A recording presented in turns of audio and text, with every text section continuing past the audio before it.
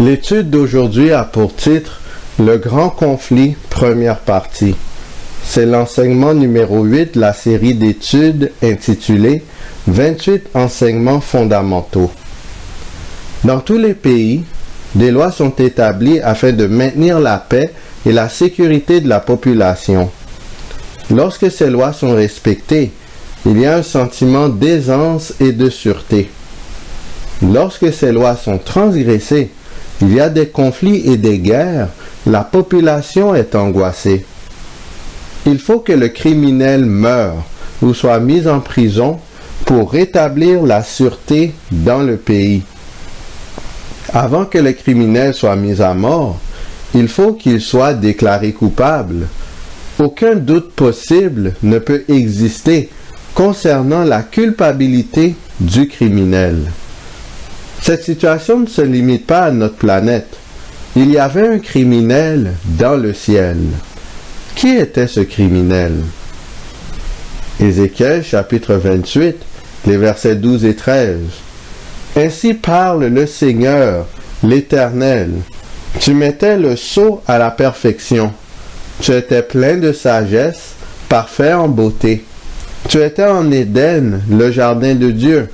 Tu étais couvert de toute espèce de pierres précieuses, de sardoine, de topaze, de diamant, de chrysolite, d'onyx, de jaspe, de saphir, d'escarboucle, d'émeraude et d'or. Tes tambourins et tes flûtes étaient à ton service, préparés pour le jour où tu fus créé. Ézéchiel 28, les versets 14 à 17. Tu étais un chérubin protecteur, aux ailes déployées. Je t'avais placé, et tu étais sur la sainte montagne de Dieu. Tu marchais au milieu des pierres étincelantes.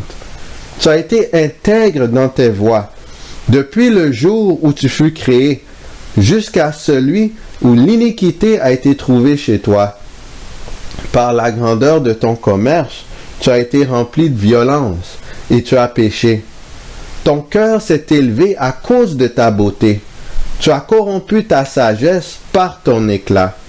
Je te jette par terre, je te livre en spectacle au roi. Apocalypse chapitre 12, les versets 7 à 9. Et il y eut guerre dans le ciel. Michel et ses anges combattirent contre le dragon. Et le dragon et ses anges combattirent, mais ils ne furent pas les plus forts. Et leur place ne fut plus trouvée dans le ciel. Et il fut précipité, le grand dragon, le serpent ancien, appelé le diable et Satan, celui qui séduit toute la terre. Il fut précipité sur la terre, et ses anges furent précipités avec lui. Ésaïe 14, versets 12 et 13.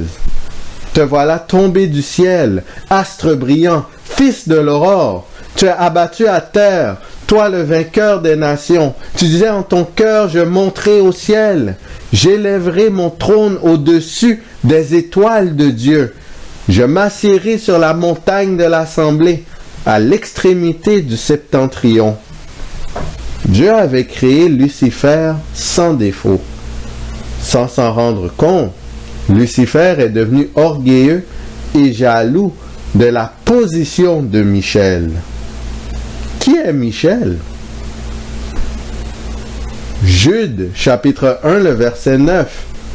Or, l'archange Michel, lorsqu'il contestait avec le diable et lui disputait le corps de Moïse, n'osa pas porter contre lui un jugement injurieux, mais il dit: que le Seigneur te réprime.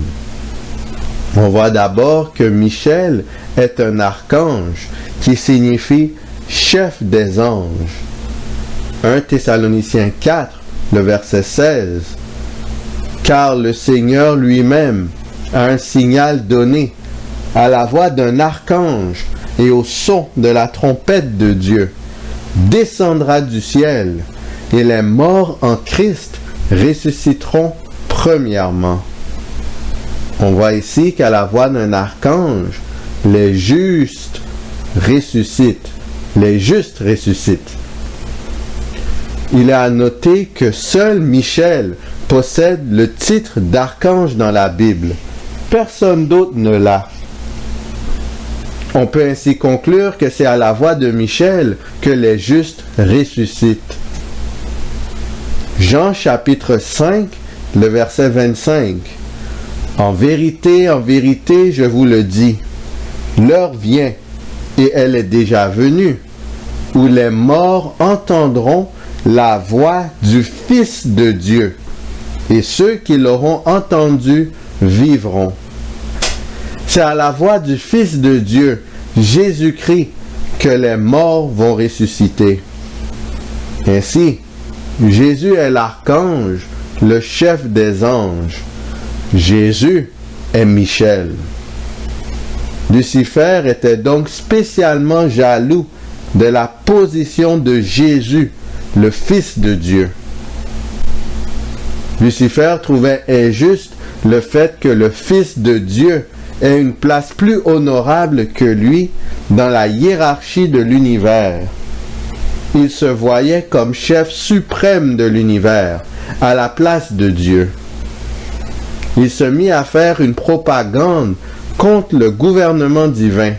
Il dit des mensonges sur Dieu.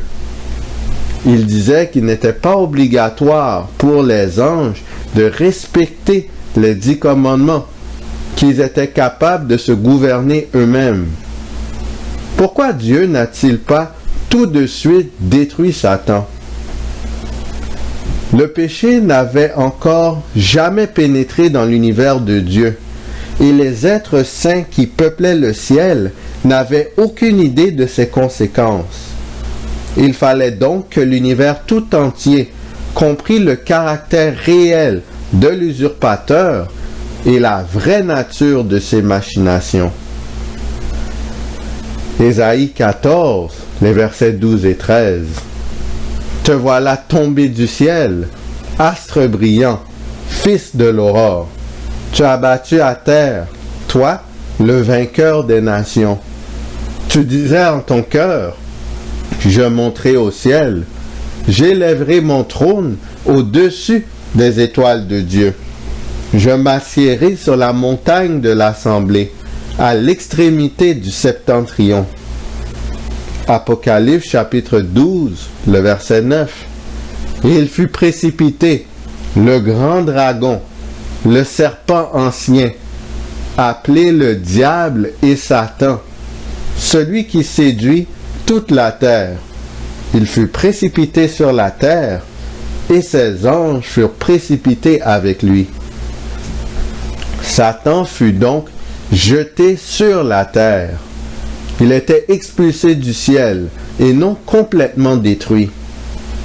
Les anges qui l'ont suivi dans sa révolte contre Dieu furent aussi expulsés du ciel et jetés sur la terre. Depuis leur arrivée sur terre, Satan et ses anges sous son contrôle séduisent tous les humains qui l'habitent.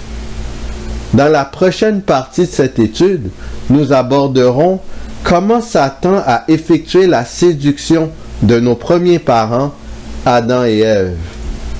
Nous regarderons les conséquences de la chute de l'homme dans le cadre du conflit cosmique.